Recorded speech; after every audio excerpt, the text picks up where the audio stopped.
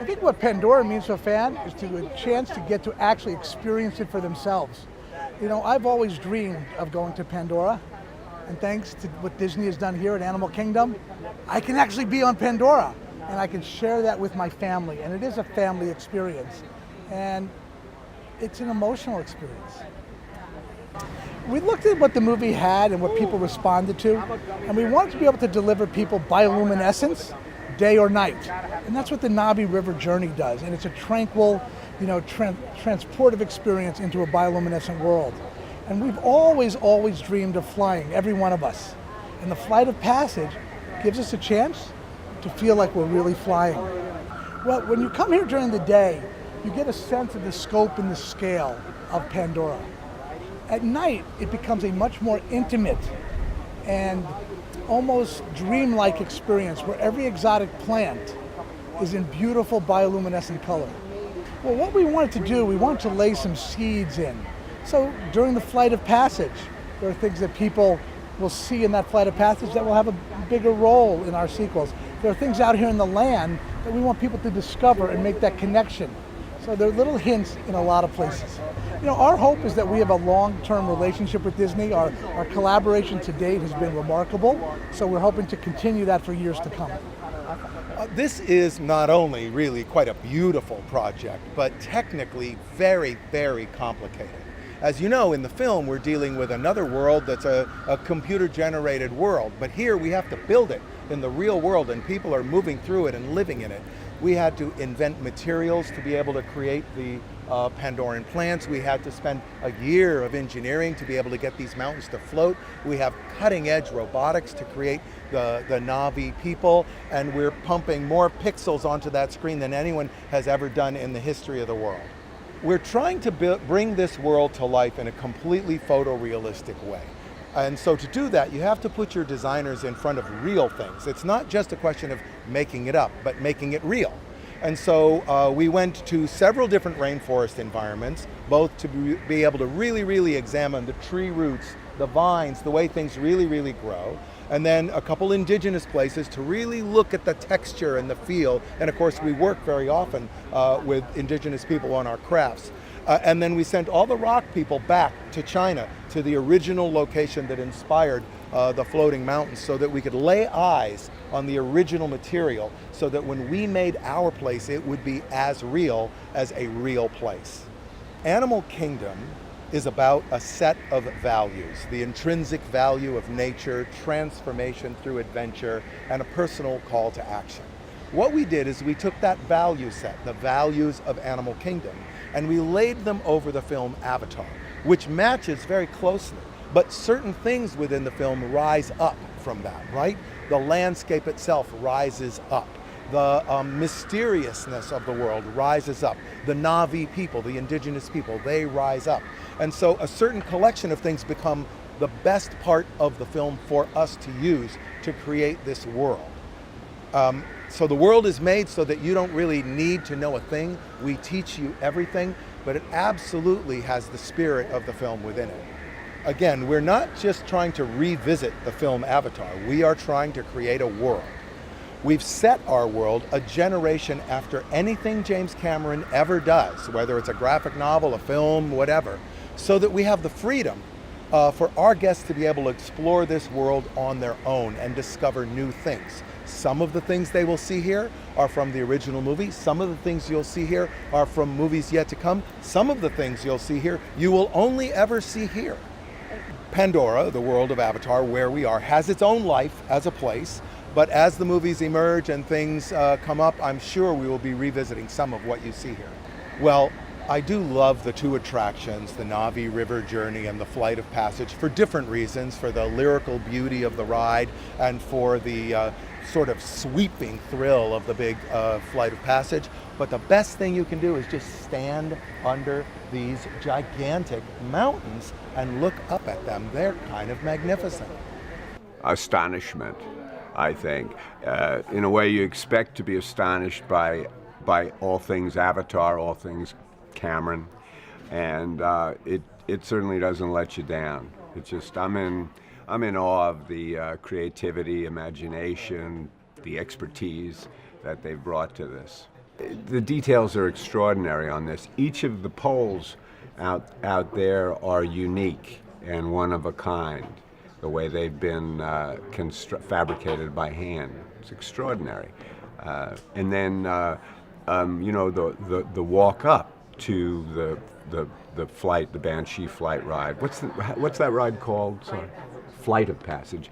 The walk up is pretty wonderful as well. There's all kinds of things to see and experience, and then the flight itself is unlike any ride I've done.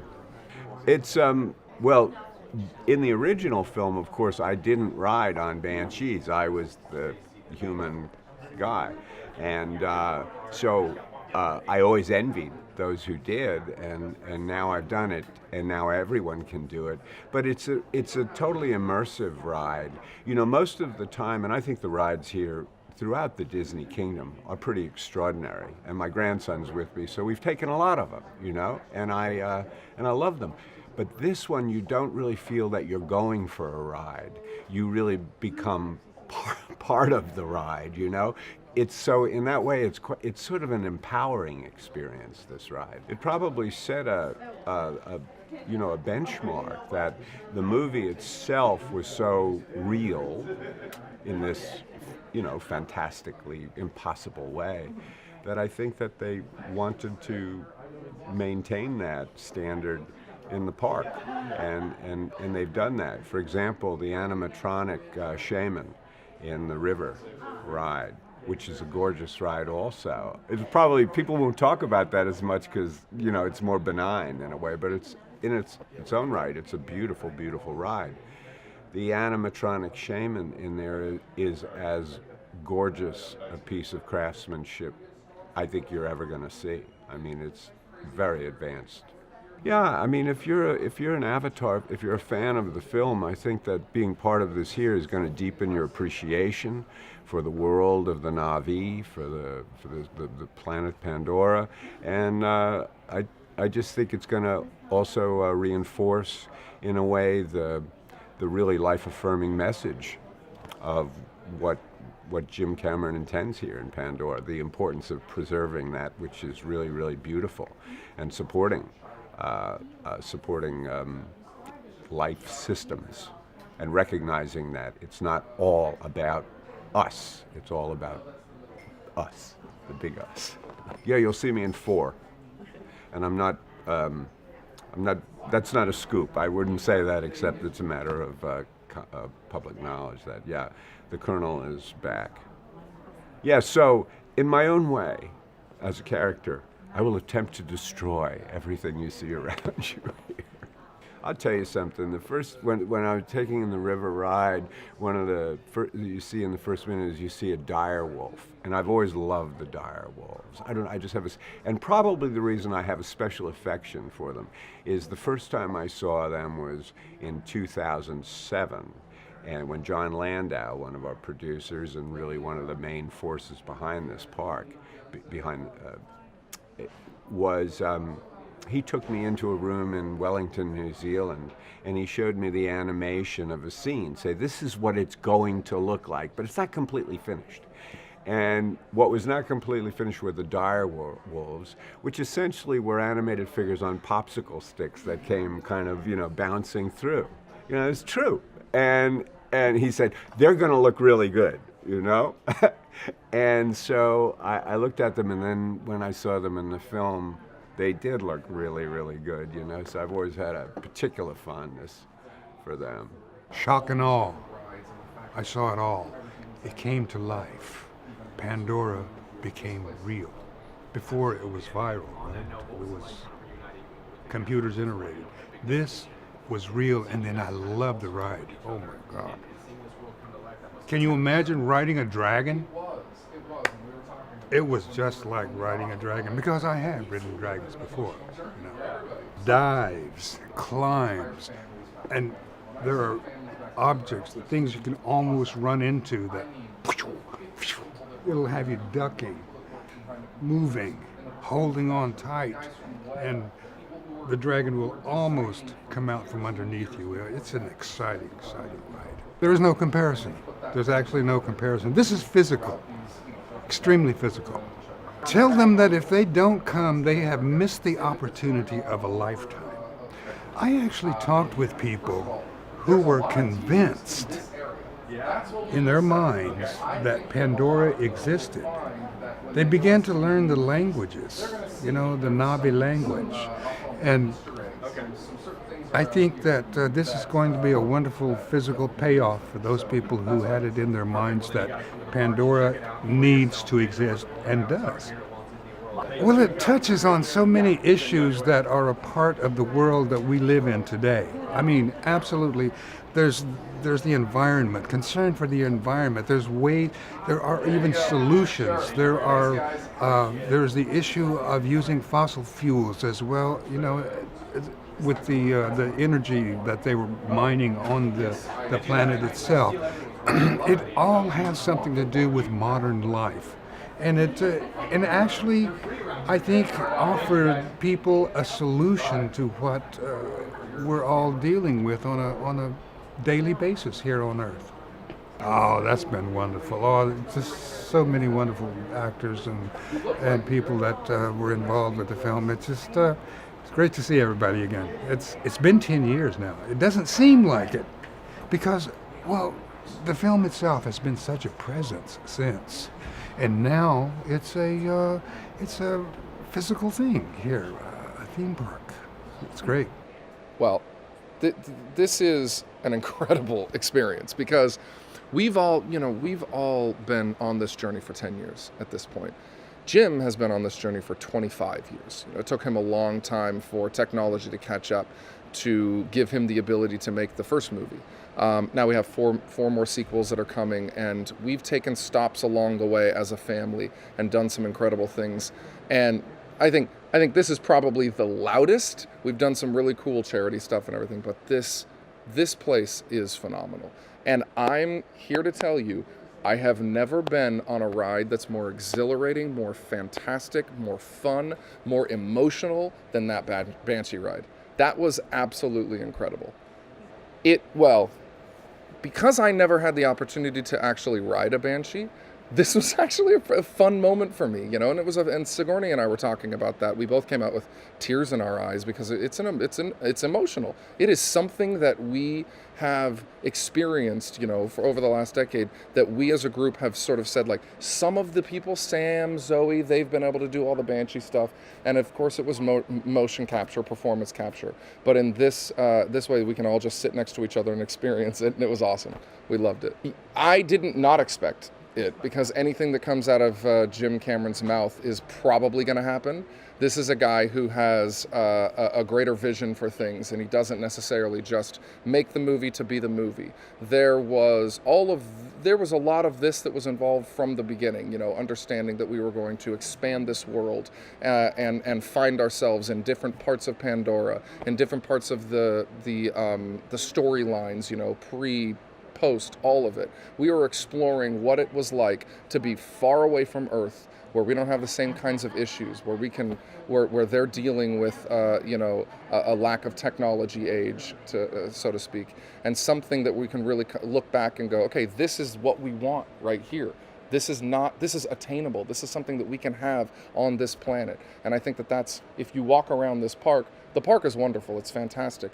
It is also a learning lesson for the difference and the juxtaposition between what's going on in Pandora and how they deal with things and how we're dealing with things on this planet. And I think that's been something that's been very important to Jim along the way, and it's equally important to us because we're a part of this journey. The Banshee ride. I mean, I've literally never been on a ride that has made me feel anything like that. That was exhilarating. That was fun, guys. Go. It doesn't matter how long the line is. Go and experience this for yourself. I'm telling you, I've been in the movie, and it was better than any other theme park ride I've ever taken in my entire life. It's cute. It was like we were back in the lab, It was like we were all doing our thing back. And Sam and I were walking through, and he's like, "Norm, you got to go work behind there. That's a seat. That's your seat right there."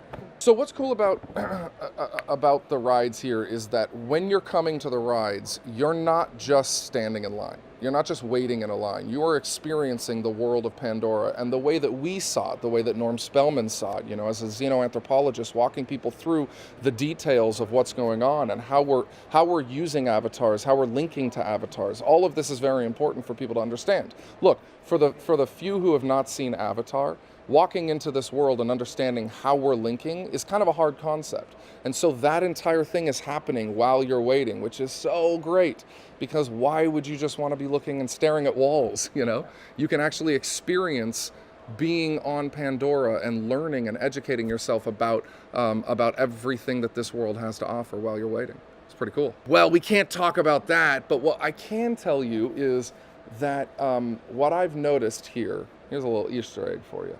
What I've noticed is that as I'm walking around this park and as I'm on the rides, I'm seeing some glimpses of the future of our sequels and where they're going. And without getting specific, I think that people who then see these in the future and then go take this ride will know what I'm talking about. There's some fun stuff in there that's sort of embedded into the system that you're going to find in the sequels. So it's fun.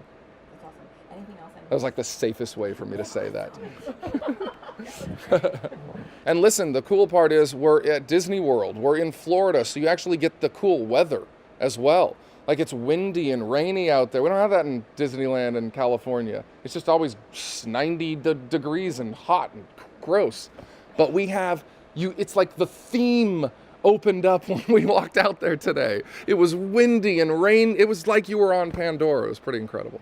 I think my first reaction was, that's it, in the sense that it looked like what I thought it should look like. So that was pretty amazing. But the fact that they were able to have the rocks look suspended and have the vines and the flora, fauna was pretty impressive, I thought. Ripped from the pages from the film of Avatar. The river was magical and sweet, and I think hopefully you'll do that first every time you come, because it does kind of introduce you to the sort of the nighttime world, to see all the biofluorescent things that's going on. That's very pretty. But it's the ride, baby. It's the ride. It's out of this world. Awesome. It was spectacular. But anyway, I digress. Going up, as you're going along the winding paths, there are actually things to see, there are things to learn about. There are little placards everywhere that tell you what you're going to see or what you're looking at immediately in front of you. And then there is a wonderful transition when you bond from human to Navi. And that also takes a little time as you're walking through. And you have numbers to pick, you've got avatars to choose from, etc. And then you get to the ride. And yes, empty your pockets, and they've got lockers and everything like that. Get onto the ride itself and be prepared. I don't think anybody's going to be prepared for what they see, especially the first time. It is cheek pain. Making the film was a technical marvel. Really honestly, I'm privileged to be in sort of two major game changers.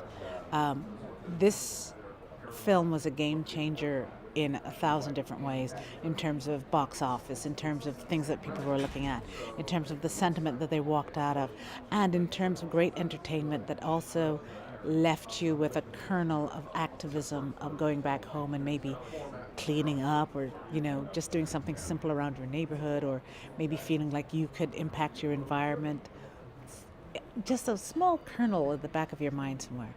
When you come to the park, this is yet another game changer in terms of the worlds of rides and tours and theme parks. This bumps it up a whole lot. This takes it like, where you hit the thing and everything explodes. This is what this is. It is a marvelous techno, scientific, bio-fabulosity, because it doesn't have words for it yet, you understand? It was thrilling.